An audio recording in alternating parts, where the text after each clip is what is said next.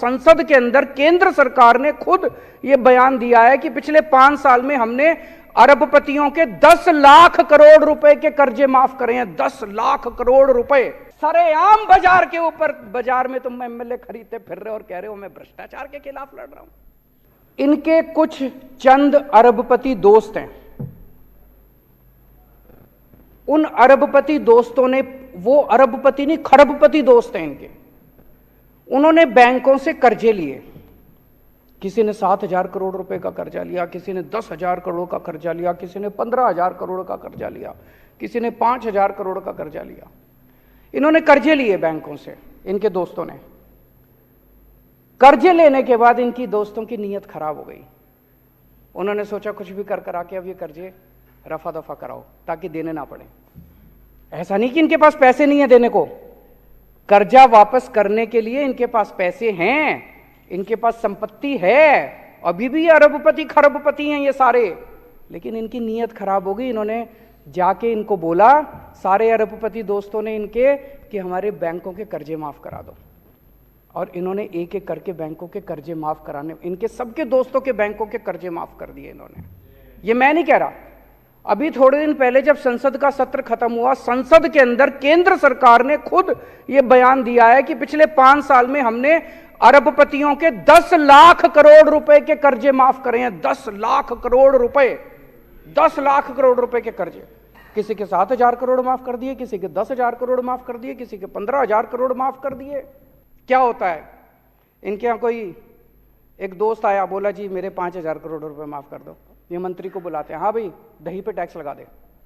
फिर दही पे जितना टैक्स आता है उससे एक दोस्त के कर्जे माफ। फिर दूसरा दोस्त आता है, मेरे जी 10,000 करोड़ रुपए माफ कर दो। फिर कहते हैं हाँ भाई छाछ पे टैक्स लगा दे। फिर वो छाछ से जितना पैसा आता है उससे दूसरे दोस्त के कर्जे माफ। ये ठीक है क्या? ये तो बिल्कुल गलत है। आज अगर ये लोग अपने दोस्तों के कर्जे जितने माफ करें वो रिकवर कर लें, इस देश से महंगाई दूर हो सकती है। कैसे गिराई ये सरकारें? हमने सुना है कि कई जगहों पे तो इन्होंने 50-50 करोड़ रुपए दिए हैं एक एक एमएलए को, पर दिल्ली में ये 20-20 करोड़ दे रहे थे। 20 करोड़ ही मान लेते हैं, चलो एक एमएलए को इन्होंने 20-20 करोड़ में खरीदा, तो 277 एमएलए खरीदे हैं इन्होंने अभी तक पिछले 5-7 साल में। 277 एमएलए दूसरी पार्टियों के, 277 एमएलए 20-20 करोड़ रुपए के हिसाब से 5,540 करोड़ रुपए हो गए।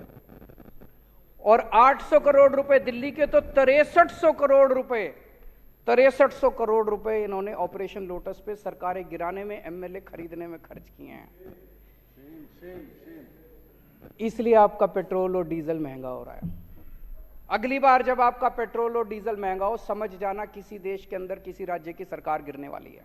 एमएलए खरीदे और लाल किले पे खड़े होकर कहते हैं मैं भ्रष्टाचार के खिलाफ लड़ रहा हूं। अरे बेवकूफ बना रहे हो इस देश के लोगों को।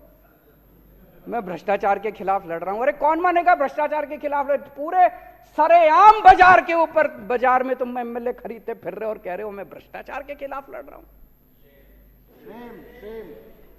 गरीबों की जेब से हाय लगेगी तुमको। एक गरीब के बच्चे का दूध काट के तुम अपने एमएलए खरीदते हो। एक गरीब के बच्चे की रोटी काट के उसकी गेहूं के ऊपर, उसके आटे के ऊपर टैक्स लगा दिया, उससे तुम अपने अरबपति दोस्तों के खजाने भरते हो। हाय